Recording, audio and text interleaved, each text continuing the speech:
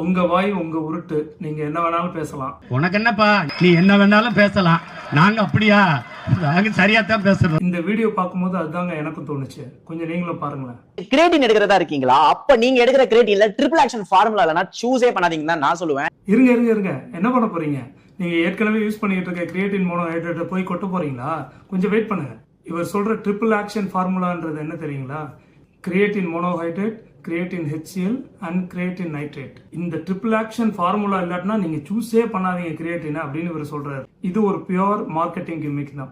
Creatine HClயோ creatine நைட்ரேட்டையோ நீங்க தனியா எடுத்தாலும் ஆர் கிரியேட்டின் மோனோஹைட்ரேட்டோட சேர்த்து எடுத்தாலோ சுப்பீரியரா பெனிஃபிட்ஸ் கிடைக்குது அப்படின்னு எந்த ரிசர்ச்சுமே கிடையாது. எப்பவுமே நம்ம தலைவன் கிரியேட்டின் மோனோஹைட்ரேட் தான் ஓஜி. கிரியேட்டின் HCl, கிரியேட்டின் சிட்ரேட்லாம் பச்சாஸ். நீங்க கிரியேட்டின் மோனோஹைட்ரேட்டை மட்டும் எடுத்தாலே எக்ஸலன்ட் பெனிஃபிட் கிடைக்கும். கிரியேட்டினை சூஸ் பண்ணும்போது ஒரு சில விஷயங்களை மட்டும் பார்த்துக்கோங்க. பியூரிட்டி வந்து ரொம்ப ரொம்ப முக்கியம். அதனால ஒரு நல்ல ரெப்புடேஷன் உள்ள பிராண்டா பார்த்து வாங்கிக்கோங்க. மைக்ரோனைஸ்ட் கிரியேட்டினா இருக்கணும். தேர்ட் பார்ட்டி லேப் டெஸ்டட் எதுவும் இருக்கான்னு செக் பண்ணிக்கோங்க. நல்ல பியூரஸ்ட் ஃபார்ம் ஆஃப் கிரியேட்டின் வாங்கணும்னு நினைச்சீங்கன்னா கிரியேபியூர் உள்ள பிராண்டா பாருங்க. நிறைய இந்தியன் அண்ட் இன்டர்நேஷனல் பிராண்ட்ல இந்த கிரியேபியூர் கிரியேட்டின் வந்து அவைலபிள் இருக்கு. அகைன் ஐ எம் ரெக்வெஸ்டிங், அதிக ஃபாலோயர்ஸ் வச்சிருக்க ஃபிட்னஸ் இன்ஃபுளுசர்ஸ் பி ரெஸ்பான்சிபிள். இன்னொரு வீடியோவில் பார்க்கலாம்.